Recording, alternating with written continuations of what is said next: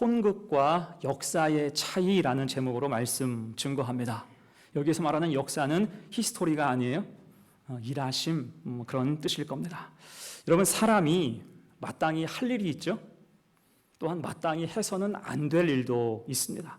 이 법칙은 어디에서든 통용돼요. 우리 삶에서, 교회에서, 사람들과의 관계 속에서 통용됩니다. 이것을 알고 지키는 것이 인격이고 또한 믿음이에요. 그런 의미에서 오늘 본문의 주제는 굉장히 선명하고 명확합니다. 10절 하반절이죠. 이것이 하나님을 경외한다 하는 자들에게 마땅한 것이니라. 아멘. 그 성도에게 마땅히 해야 할 일이 있다는 것입니다. 그것이 무엇일까? 본문 통해서 두 가지로 생각을 해보죠. 첫 번째, 엉뚱한 촌극을 버리지 말라는 거예요. 엉뚱한 촌극 버리는 인생 살지 말라. 촌극이라는 단어가 있지요. 사람들의 이목을 끄는 우발적이고 우스꽝스러운 일을 촌극이라고 합니다. 어이없는 촌극이 빚어졌다. 이런 표현들이 있잖아요. 자, 얼마 전에 정말 어이없는 촌극 하나가 있었어요. 불교 조계종의 승려 한 명이 자살을 했어요. 이게 누가 봐도 자살이에요. 유서를 써놓고 자기가 기거했던 절에 불을 질러서 죽었어요. 근데 알고 보니까 그 사람은 불교계에서 정말 유명한 잘 나가는 사람입니다. 총무원장까지 했던 사람이에요. 여러분, 예전에 기억해보면 조계종에서 심심찮게 폭력 사건들이 있었잖아요. 심지어 9시 뉴스에도 꽤 많이 나왔던 기억이 있어요. 그 이유가 뭐냐면 총무원장 선거 때문이에요. 불교계에서 총무원장 선거가 왜 중요하냐면 총무원장이 한번 바뀌면 전국 사찰의 주지가 바뀔 수 있어요. 그러니까 라인을 뺏기지 않기 위해서 이 총무원장 선거에 목숨을 겁니다. 강목 들고 서로 습격하기도 했어요. 이번에 죽은 사람이 그런 총무원장을 2번 역임한 사람이에요. 자, 그런데 승려라고 하기에는 정말 세속적인 사람이었습니다. 도박과 음주를 좋아했어요. 그리고 정치권하고도 굉장히 가까웠죠. 유착되어 있었어요. 뒤가 좀 구린 사람이다 할 수가 있어요. 또한 이번에 그가 썼다는 유서도 일부만 공개됐죠. 세속적인 내용이 많기 때문이다라는 설이 있습니다. 그러니까 불교가 지금껏 자랑하던 고승, 성철이나 법정 이런 사람과는 느낌이 전혀 다른 사람입니다. 근데 그런 사람이 자살을 했는데 그것을 어떻게 포장했어요? 자살이 아니라 소신 공양을 했다라고 하는 것으로 바꿨습니다. 소신, 몸을 태우는 거예요. 공양. 그래서 몸을 태워서 부처님께 바쳤다라는 뜻으로 바꿔놨습니다. 아니, 이건 누가 봐도 스스로 사찰에 불질러서 죽은 것인데 그것도 재산상 막대한 손해를 끼치고 남의 생명까지 위험에 빠뜨린 방화로 죽었는데 어느새 그것이 아주 숭고한 소신공양이 된 것입니다. 속된 말로 땡중을 고승으로 바꿔놓은 거예요. 왜 이렇게 했을까요? 포장하는 거죠. 총무원장, 불교의 가장 높은 어른이 자살해서 죽었다고 하면 이건 뭔가 문제가 있으니까 불교의 이미지 추락을 필사적으로 그렇게 막은 것이다 라고 할 수가 있습니다. 자, 그런데 막아진다고 막아집니까? 아무튼 이 문제 때문에 불교계에서도 말들이 참 많아요. 스스로 볼 때도 부끄럽다라는 거겠죠. 그 자체로 촌극이라고 할 수가 있어요. 자, 근데 여기서 끝이 아니고 연결해서 이 사람의 연결식 분향소에 누가 왔습니까? 대통령과 영부인이 왔어요. 물론 올 수 있죠. 불교계 수장이었으니까 그럴 수 있어요. 근데 그 영정 앞에 와서 절을 하더라고요. 연신 합장을 막 하더니 와서 절을 해요. 그러더니 영부인은 다른 승려의 손을 잡고 통곡을 합니다. 근데 그걸 보면서 너무 기가 막히더라고요. 아니, 이게 이럴 일인가? 이게 이럴 일인가? 심지어 얼마 전 이태원 참사 1주기 때는 제발 와달라고 하는 피해자 유족들을 철저히 외면하면서 자기들끼리 어떤 교회에 빌려서 추도식을 했어요. 피해자와 유족이 없는 추도식이 말이 됩니까? 특히 그때는 싫다는 교회, 안 된다고 하는 교회, 억지로 예배당을 빌려서 교인들도 모르게 청와대 관계자들과 TV 카메라만 들어가서 추도식을 했어요. 아니, 교회를 뭘로 보고 그런 짓을 하는지 근데 이번에는 자살한 중을 위해서 직접 가서 절을 하고 통곡을 해요. 여러분, 목숨이 그 사람만 중요합니까? 그러니 대통령이 존경받겠어요? 실소를 금하지 못하는 거예요.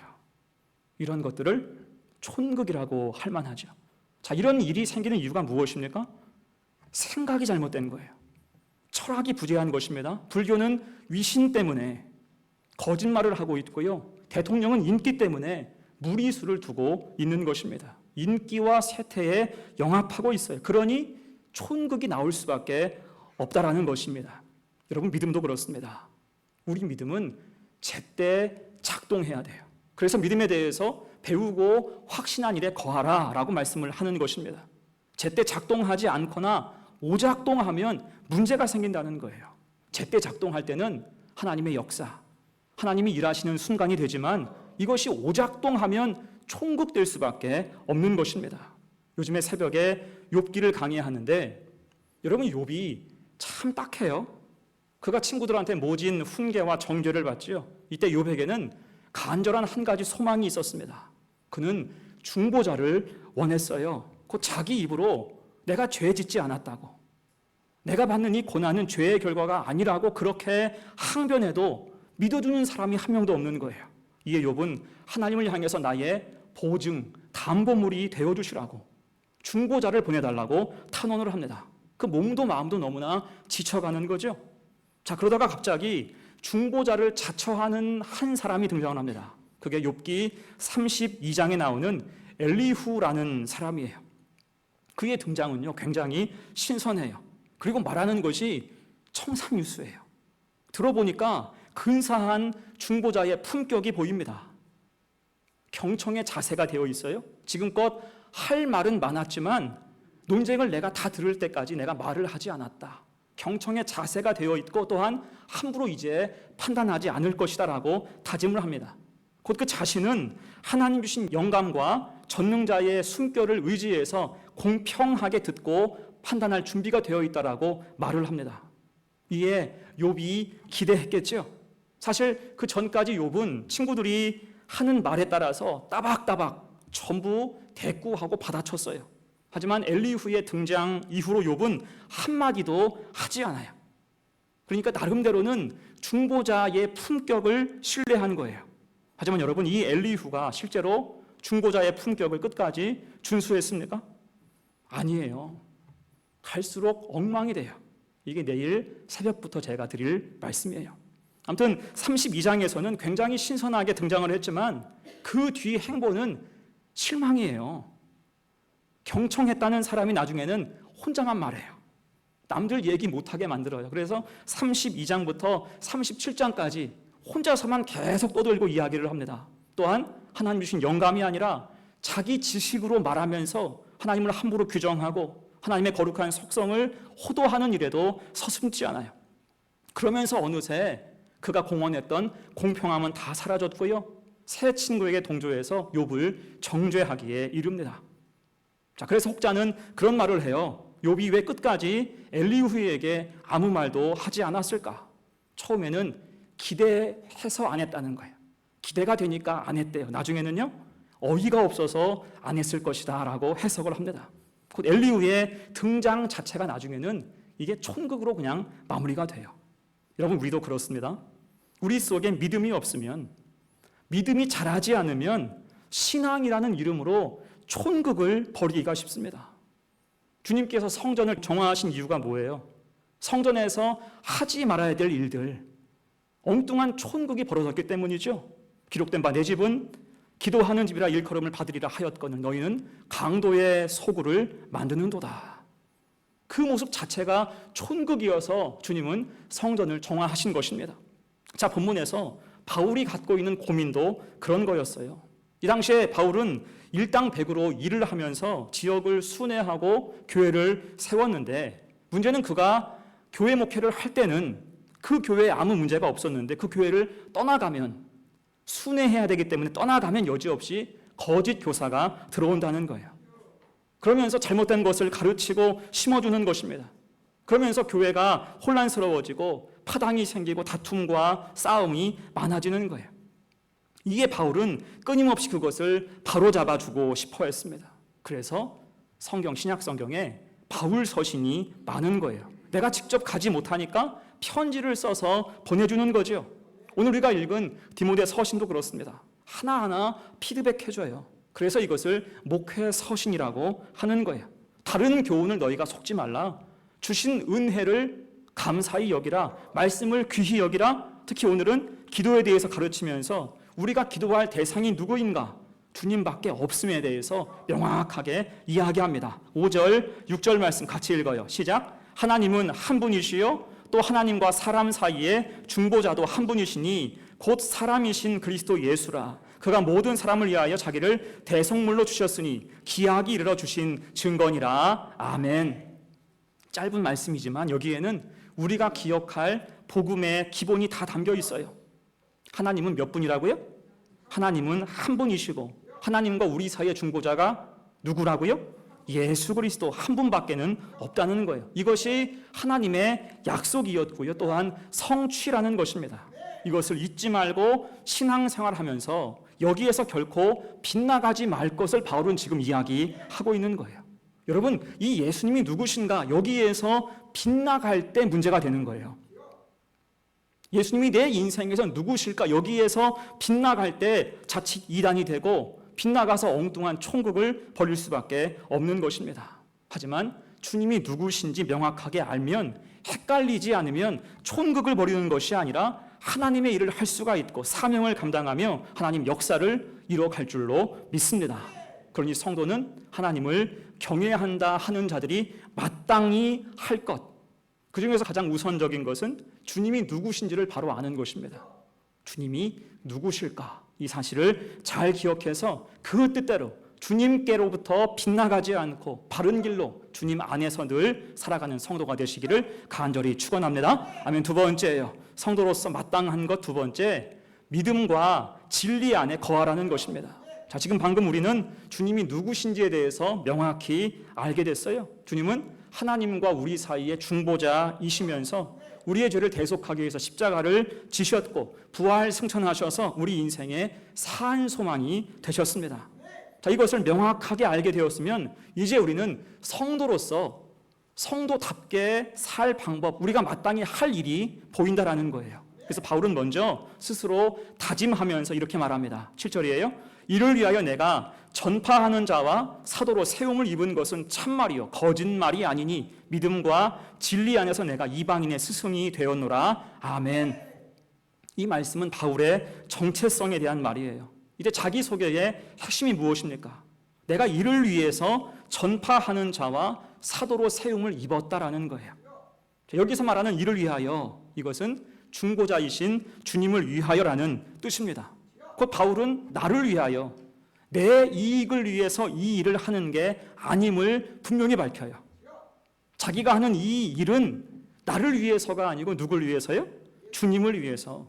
믿음과 진리 안에서 내가 이방인의 스승 주님의 일을 감당하게 되었노라라고 자기를 명확하게 소개하고 있습니다. 자, 그런 의미에서 지금 바울의 말은 자기 사명의 고백이면서 동시에 주변을 깨끗하게 정돈하는 말과 같아요. 특히 자기와 및 누구에게든지 바울의 존재가 시험과 유혹이 되는 그런 여지를 전혀 주지 않고 있는 것입니다. 여러분, 사실 바울 정도면 추종자가 생길만 해요. 그는 워낙에 신령하고 또한 능력 있는 사람이었기 때문입니다. 죽은 자도 살렸어요. 성경 보면 병든 자도 고쳤습니다. 멜리데 섬에서는 신으로 추앙받기도 했어요. 이때 자칫 삐끗하면 어떻게 돼요? 그 사람들 모아서 자기가 왕노로 탈 수가 있는 거죠. 여러분, 사람의 근성 중에는 누구를 추종하고 싶어하는 그러한 본능이 있습니다. 그래서 어떤 사람한테는 사람이 막 꼬이잖아요. 요즘 말로 하면 팬덤이 생깁니다. 하지만 이것이 건강한 방식이 아니라 부정적인 방식으로 흐르면 사회에 큰 해악을 줄 수 있기도 하는 거예요. 이를테면 이단이 그렇죠. 교주 한 명한테 사람이 꼬이는 거예요. 얼마 전에 이단 JMS 정명석 다큐멘터리를 보니까 거의 30년 가까이 그 사람의 오른팔 노릇을 했다가 이제 막 빠져나온 사람의 스토리가 나옵니다. 그가 고백하기를 처음에 정명석한테 빠져든 이유가 무엇일까요? 호기심이었대요. 소문 듣기로 그 사람은 성경을 2000번 읽었다더라. 영으로 대화를 하고 사람 마음을 꿰뚫어 본다, 투시한다, 그런 소문이 있었대요. 그래서 그 앞에 딱 섰는데, 그를 처음 만났는데 그가 하는 첫 마디 말이, 내가 어제 꿈에서 보았는데 네가 나한테 오는 것을 보았노라. 꿈에서 네가 나한테 오는 것을 봤대요.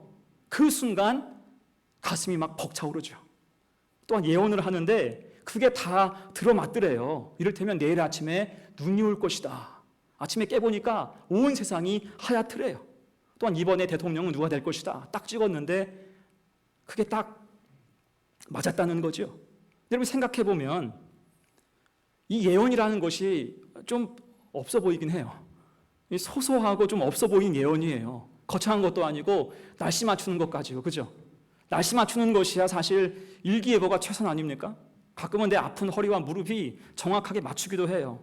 대통령 당선도 그냥 여론 보면 대충 알 수 있잖아요. 별스럽지도 않은데 이 사람은 그런 것들을 보면서 구세주로 확신했대요. 그리고 30년간 추종했다는 거예요. 무슨 뜻입니까? 미혹은 둘째 문제고요. 스스로 추종하고 싶었던 마음이 컸던 거예요. 의지하고 싶었던 마음이 컸던 것입니다. 사람이 그래요. 사람은 마음에 드는 사람이 있으면 마음을 주고 덮어놓고 믿고 싶어하는 경향이 있습니다. 이것을 사기꾼이 정확하게 알고 활용하는 거예요. 사람이 그래요. 이 사람이 마음에 들어. 이 사람을 믿고 싶어. 한번 믿으면 어떻게 해요? 내 모든 걸 다 주고서라도 믿는 경향이 있는 거예요. 이것이 사기꾼의 먹잇감이고, 이만희, 정명석이 그런 의미에서 정말 악랄한 사기꾼이라 할 수가 있는 것입니다. 그런 면에서 오늘 바울은 철벽을 치는 거예요. 그런 생각을 할 여지를 주지 않고 원천 차단하는 것입니다. 내가 사실 능력이 많아 보이긴 하지만 이건 내 능력이 아니라는 거예요. 7절처럼 나는 그저 주님이 세우신 사람, 믿음과 진리 안에 거하는 이방인의 스승 이상도 이하도 아니라는 것, 이것을 딱 잘라서 말합니다. 선을 딱 긋는 거예요. 여러분, 이것이 하나님을 경외한다 하는 사람이 마땅히 가져야 될 태도인 줄로 믿습니다. 하나님께 영광이면 충분한 것이지, 그것을 내 영광으로 삼는 순간 그것은 하나님의 역사가 아니라 총극이 될 수 있다는 거예요. 자, 그리고 이어서 바울은 이제 평신도를 향해서도 중요한 교훈을 주고 있어요. 8절로 10절까지 말씀입니다. 그러므로 각 처에서 남자들이 분노와 다툼이 없이 거룩한 손을 들어 기도하기를 원하노라. 또 이와 같이 여자들도 단정하게 옷을 입으며 소박함과 정절로서 자기를 단장하고 따은 머리와 금이나 진주나 값진 옷으로 하지 말고 오직 선행으로 하기를 원하노라. 이것이 하나님을 경외한다 하는 자들에게 마땅한 것이니라. 아멘. 그러니까 지금 바울은 주님에 대해서 말한 후에 그 말씀을 우선 자신에게 적용하고 동일하게 성도들한테 적용하여서 권면하고 있는 것입니다. 특히 말씀에서 남자들 향해서 거룩한 손을 들어서 기도할 것을 촉구하고 있고요. 여자들에게는 단정함과 소박함과 정절로 단장하여서 선행할 것을 강조하고 있습니다. 여러분, 이 말의 뜻이 무엇일까요? 이 말은 그 당시의 문화와 사회상 세태를 쫓지 말고 너희가 배운 대로 믿음과 진리 안에 거하라는 그러한 뜻일 것입니다. 여러분, 지금 바울의 시대는 전쟁이 많았던 시대예요. 힘을 숭상했던 시대입니다. 그러다 보니까 남성들끼리 모이면 힘 자랑하는 거예요. 힘을 과시하고 다툼이 많아졌습니다. 법보다 주먹이 가까웠던 시대죠. 또한 여인들은 자기를 꾸미는 일에 진심이었다고요. 로마가 전 세계 패권을 장악하면서 물자가 워낙 풍성했습니다. 그러니까 먹고 쓰는 것만으로 만족하지 못하는 거예요. 그것을 넘어서서 입고 치장하는 것에 아주 진심, 그 일이 유행이 되었다는 것입니다. 문제는 그런 모습이 어디까지 들어왔어요? 교회 안까지 유입되었다는 거예요. 교회에서도 목소리 큰 사람이 왕이고 힘 있는 자가 군림하고 화려하게 꾸민 사람들이 의수되고 주름 잡고 있다는 것입니다. 이러면서 교회 안에 파당이 생기고 엉망이 되고 말도 안 되는 총극들이 벌어지고 있다는 거예요. 이에 바울은 말하기를 우리가 주님을 알기에 너희들 그런 거 따라하지 말고 남자는 그 손을 들어서 힘 자랑할 것이 아니라 기도할 것이며 너희는 화려함을 자랑하지 말고 정결하고 단정하게 선행에 앞장설 것을 당부하는 것입니다.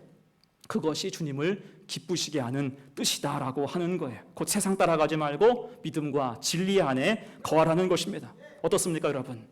굉장히 묵직한 교훈 아니에요? 우리도 그런 삶을 살아야 돼요. 아무리 세상이 우리 앞에 근사하게 변해도 우리는 언제나 믿음과 진리 안에 거해야 할 줄로 믿습니다.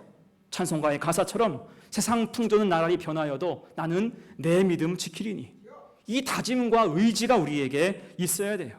세상 풍조가 갈수록 변한다 할지라도 우리는 믿음과 진리 안에서 신앙을 바로 세워야 한다는 것입니다.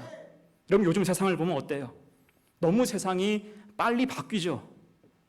이를테면 그중에서 기술의 집약이라고 하는 스마트폰을 보면 정말 놀라울 따름이에요. 이 스마트폰 가지고요, 별것을 다 할 수 있어요. 신앙적인 면으로도 스마트폰 잘 쓰면 유익하죠. 이 속에 성경이 있어요. 이 속에 찬송이 있고요. 이 속에 설교가 있고요. 이것으로 헌금을 드릴 수도 있어요. 만물 박사예요. 자, 그렇다고 해서 혹시 우리 중에 교회 오실 때 성경을 안 챙겨오는 분이 있습니까? 교회 올 때 그냥 이것만 딸랑딸랑 들고 오는 분이 있어요? 여러분, 피치 못할 사정이 있지 않은 한 절대 일부러는 그렇게 하지 않기를 간절히 바랍니다. 왜요? 이것은요, 뚜렷한 한계가 있어요. 우리로 집중하지 못하게 만들어요. 제 아무리 이것이 편리해도 이것저것 다 할 수 있어도 치명적인 한계가 있음을 우리가 기억할 수 있어야 돼요. 성경에 집중 못하게 만들어요. 성경 보다가 생각이 바뀌면 뭘 해요? 게임해요. 성경 보다가 심심하면 뉴스 볼 수 있고요. 다른 영상 볼 수 있고요. 전화할 수 있고요. 아, 배고프네. 음식 시킬 수 있어요. 자, 그것이 문제인 거예요. 기능은 많지만, 세상이 좋아져서 기능 많은 걸 내가 갖고 있지만 이로 말미암아 우리가 성경에 집중하지 못하고 있다는 거예요. 하지만 여러분, 이 성경책은 어떻습니까? 이 성경책은 어때요? 이 성경책은 오로지 성경의 기능만 있어요. 그 한 가지 목적에만 충실하다는 것입니다. 그래서 우리가 하나님 예배할 때 무엇을 준비해야 돼요? 세상이 바뀌어도 여러분, 성도는 성경이에요. 내가 가진 스마트폰이 아무리 비싼 폰이라 할지라도 우리는 이것이 아니라 성경을 준비해야 할 줄로 믿습니다. 세태가 아니라 믿음과 진리를 따라가는 모습이 우리 속에 있어야 돼요. 교회와 예배도 그렇습니다. 아무리 인터넷 중계가 좋고 유튜브가 편리해도 이 자리에서 우리 위에 직접 주시는 주의 은혜만큼 좋을 수는 없습니다. 비교할 수가 없는 거예요. 그래서 성도는 하나님을 경외한다고 하는 사람들은 마땅히 지킬 것을 끝까지 지켜야 할 줄로 믿습니다. 오늘 주보에는 요절 말씀이죠. 잠언 23장 23절 같이 읽어요. 시작. 진리를 사되 팔지는 말며 지혜와 훈계와 명철도 그리할지니라. 아멘. 엉뚱한 것과 바꾸지 말라는 거예요. 그렇게 믿음과 진리 안에서 흔들림 없이 은혜를 구할 때 우리의 신앙과 교회는 촌극이 아니라 하나님 역사를 일구어 갈 줄로 믿습니다. 이 사실을 잘 기억해서 마땅히 우리가 지킬 신앙의 자세와 태도를 수호하고 언제나 믿음과 진리 안에 거하는 우리 성도들 되시기를 간절히 축원합니다. 아멘. 이제 말씀을 마무리합니다. 여러분, 우리의 신앙은 결코 촌극이 되어서는 안 돼요. 사실은 그런 촌극이 교회 안팎으로 참 많이 있잖아요. 유튜브에 널려 있습니다. 결코 우리 믿음은 그런 촌극으로 흘러가서는 안 돼요. 대신 우리의 모든 순간이 하나님의 역사, 하나님이 일하시는 순간이 되어야 할 줄로 믿습니다. 이를 위해서 우리가 성도로서 마땅히 할 일 오늘 두 가지에 대해서 강조했어요. 하나는 주님을 바로 알라. 우리 인생에서 주님의 위치가 명확할 때 우린 결코 경거망동하지 못합니다. 하나님을 경외하면서 어찌 세상을 겸하여 섬길 수가 있겠습니까? 주님은 하나님과 나 사이의 중보자, 우리를 위해서 십자가 지시고 부활 승천하셔서 산소망 되시며 지금도 보좌 우편에서 우리를 친히 구워보시는 줄로 믿습니다. 주님을 바로 알 때 인생의 질서가 잡히는 거예요. 이것을 확신할 때 믿음의 질서가 바로 세워지며 우리는 믿음과 진리 안에 거할 수 있게 됩니다. 믿음과 진리 안에 거하라. 결국 세상 풍조, 세태에 빠져서 빗나가지 않고 우리는 신실한 믿음의 길, 촌극이 아니라 하나님 역사를 쓰는 성도가 될 줄로 믿습니다. 이 대림절을 보내면서 이 한 주간도 여러분 총극이 벌어지는 그런 신앙의 모습이 아니라 하나님 역사가 이루어지는 그 역사 속에 거할 수 있는 우리 성도들 다 되시기를 간절히 축원합니다. 아멘. 함께 찬송하고 기도합니다.